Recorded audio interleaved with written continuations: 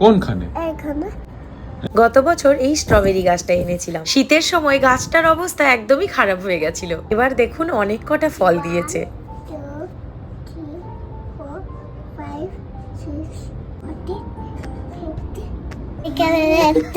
আর একটা স্ট্রবেরি কোথায় দেখাও তো আমার। তুই তুলে আনলি কেন? খুবুত করে খেয়ে নাও তাহলে, খুবুত করে খেয়ে নাও। ধুতে হবে। ধুতে হয়? হ্যাঁ ধুতে হবে গো। নেছো? হ্যাঁ এটা তাহলে খেয়ে নাও খুবুত করে। ফুজি খুব এনজয় করছিল জানেন। ফুজি যখন প্রথম কথা বলতে শেখে, ওকে শেয়ার করে খাওয়ার কথাটা বলতাম। এখন না বললে ও নিজেই আমাদের মনে করিয়ে দেয়।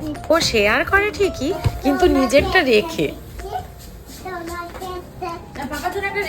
গত বছর আমাদের এই স্ট্রবেরি গাছটাতে ছোলার মতো সাইজের স্ট্রবেরি হয়েছিল। এবার যেরকম ফল হয়েছে অনেক, সাইজেও দেখছি একটু বড়ই হয়েছে। কেউ কেউ বলেছেন জীবনে দেশে কাজ লাগাইনি, জাপানে গিয়ে নাকি আবার গাছের প্রতি প্রেম বেড়েছে। সে কৈফিয়ত নাই বা দিলাম। ভাবলাম জীবনে খুব চাপ বোধ হয়, ফ্রাস্ট্রেশন থেকে কথাগুলো এসেছে। এদের মনে শান্তি ফিরুক, দ্রুত আরোগ্য কামনা করি।